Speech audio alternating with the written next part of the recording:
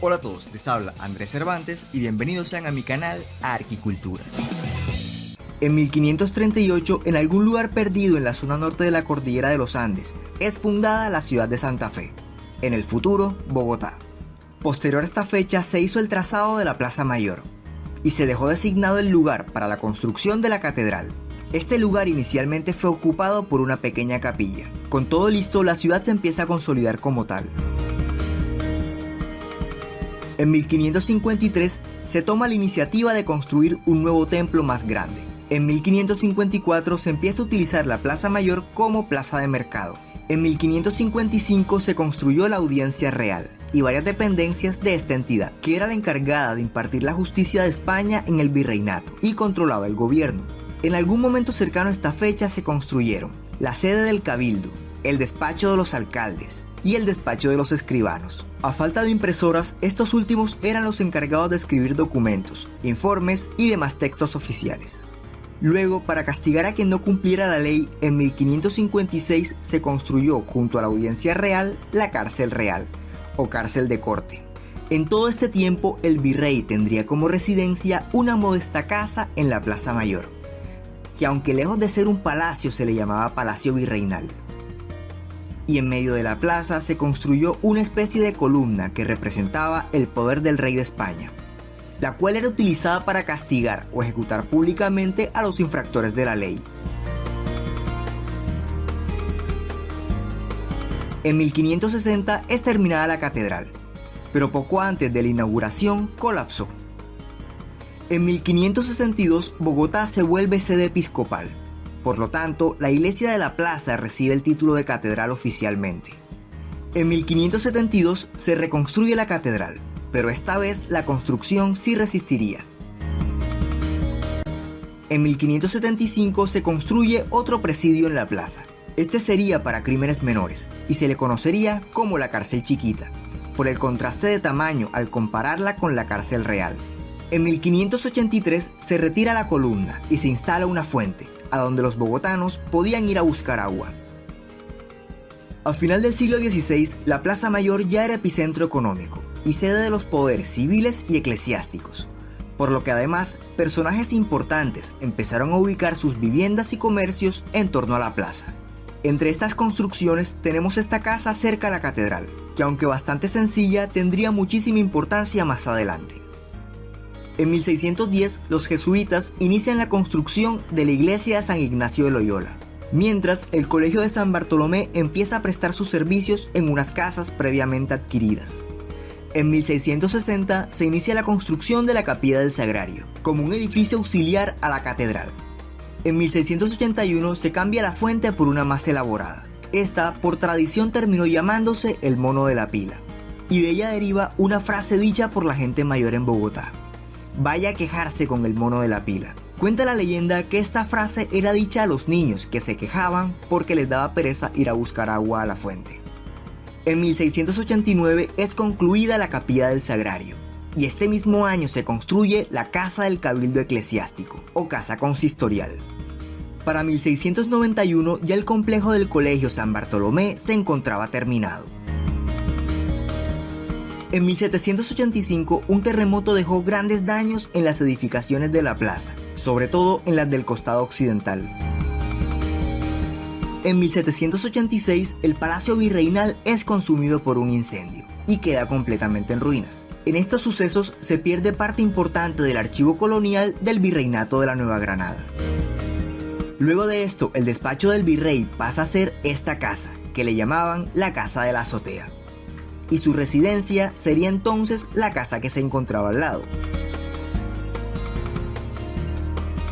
En 1793 se construye el edificio de la aduana.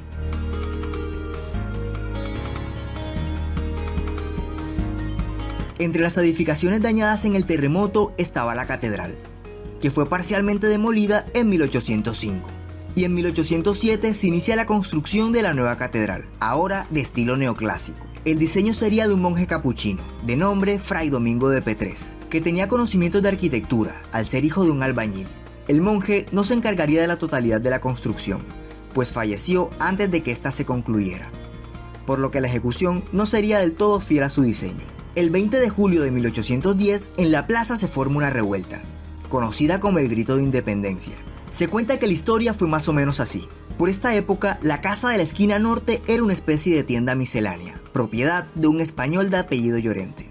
Unos hermanos fueron a pedir prestado un florero, y ante la negativa de este, se inició una discusión que terminó en una revuelta, la cual desencadenó la independencia del Reino de la Nueva Granada. Hay muchas dudas con la historia del florero, incluso hay quienes cuentan que se rompió, aunque este sigue intacto en la actualidad. En fin, una cantidad de imprecisiones. Lo que se sabe es que ese día en la Plaza Mayor casi linchan a Llorente, y además se vociferaba exigiendo la expulsión de todos los españoles. Luego de la victoria en la batalla de Boyacá y la retirada de los españoles, la antigua residencia virreinal y la Casa de la Azotea pasan a ser residencia de presidente y vicepresidente respectivamente, quienes se encontrarían al frente de esta nueva nación. En 1821, luego de la independencia definitiva, el nombre oficial de la plaza pasó a ser Plaza de la Constitución, aunque se le seguía llamando por el nombre anterior. En 1823 es terminada y consagrada la catedral.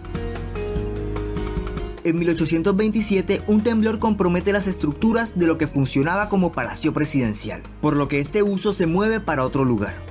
En 1846, después de 165 años de estar presidiendo la plaza, se retira el Mono de la Pila, el cual actualmente está en el Museo de Arte Colonial. Su lugar en la Plaza Mayor pasa a ser ocupado por una estatua de Simón Bolívar, y la plaza tomó por nombre Plaza de Bolívar. Por esta época además se inicia la construcción del Capitolio Nacional.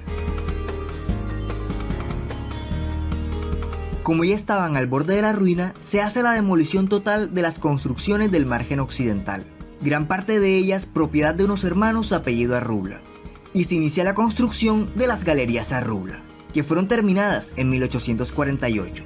La mitad del edificio sería del Cabildo, y la otra mitad de los hermanos Arrubla. En este lugar había locales comerciales, oficinas y la sede del Cabildo, por lo que la edificación es catalogada como el primer centro comercial de Bogotá.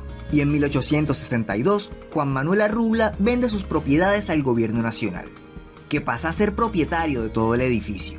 Aunque en 1866 el gobierno nacional debe saldar una deuda con el señor Nicolás Daniels, que estaba siendo representado por el ingeniero Indalecio Liévano. Recuerden su apellido porque será importante en el futuro. Las negociaciones terminan en el remate de las propiedades adquiridas en las Galerías Arrubla, por lo que el inmueble vuelve a tener varios propietarios, entre ellos los señores Daniels y Liévano.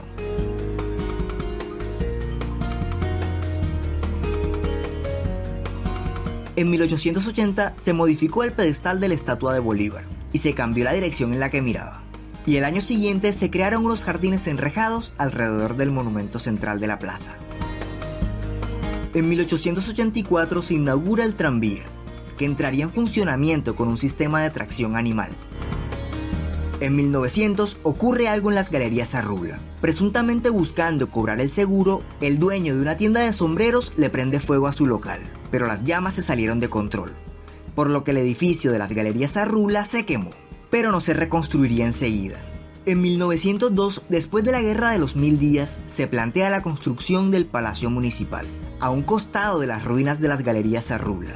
La obra sería del arquitecto Julián Lombana, y sobre las ruinas se inicia la construcción de un nuevo edificio comercial que las reemplace, estas por el arquitecto Gastón Lelarche.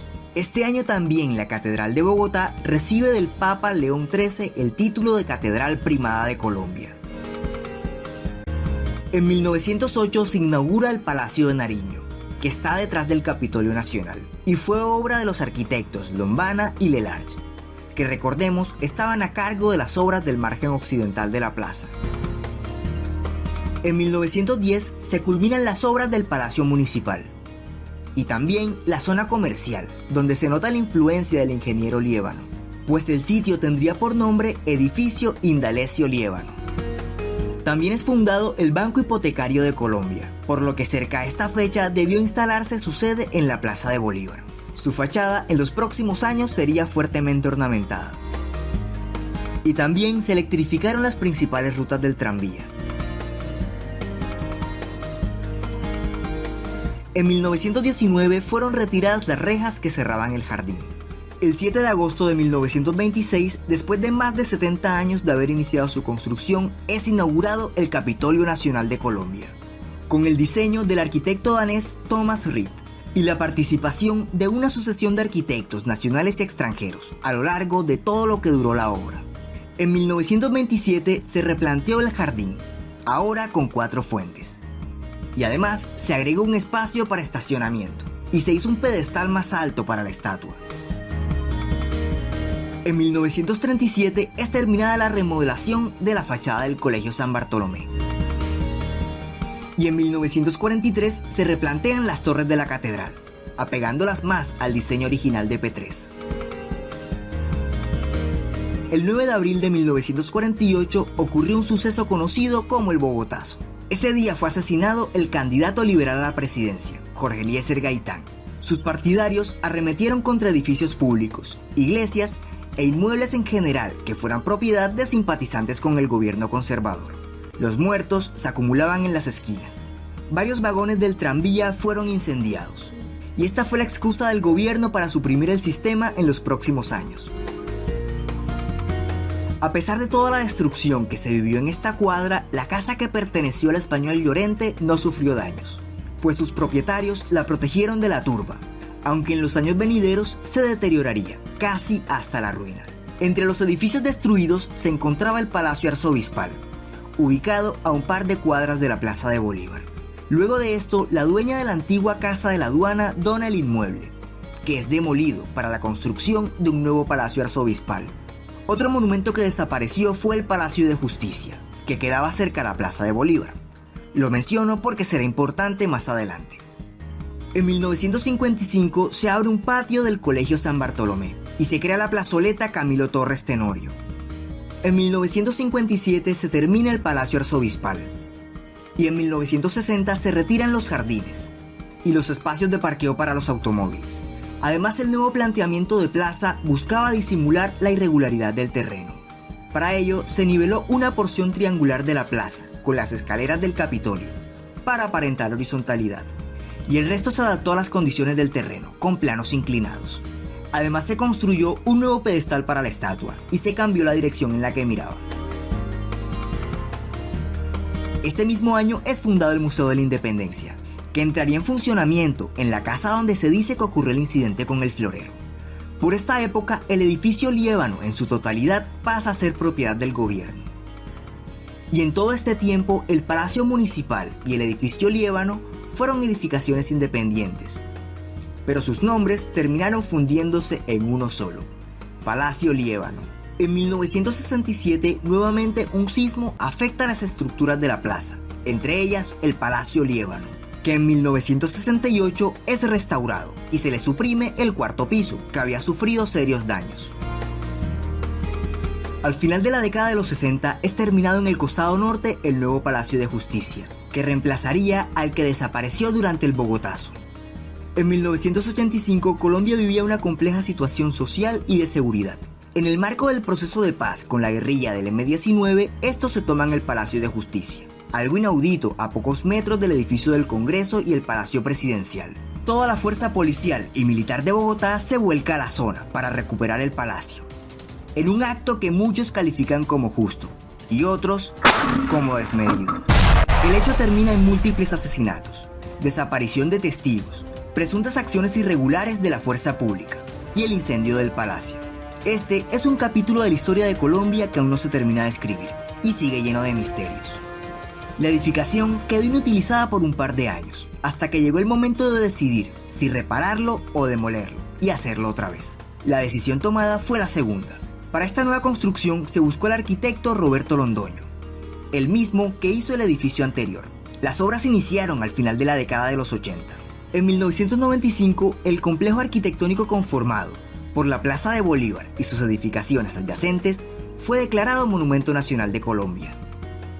Posterior a esto, fue terminado el nuevo Palacio de Justicia, que estaría conformado por 2 bloques con un espacio en medio. La idea es que pudiera ser atravesado, como símbolo de transparencia y justicia, pero no podía superar en altura a la catedral, para estar en sintonía con el resto de monumentos. En medio de las torres se construyó una especie de baldaquino, y en el costado opuesto, retirado de la plaza, una torre, que bloqueara la visibilidad de los comercios de la parte posterior. Esta torre, a pesar de ser mucho más alta, no presentaría problemas, debido a que por efectos de perspectiva no tendría inconvenientes al compararse con la catedral y los demás monumentos de la plaza. El nombre que se le dio fue Palacio de Justicia Alfonso Reyes Echandía, en honor al presidente de la Corte Suprema, que murió durante la toma al palacio. Y al igual que el anterior Palacio de Justicia, este llevaba una frase del general Santander que dice: colombianos, las armas os han dado la independencia, las leyes os darán libertad.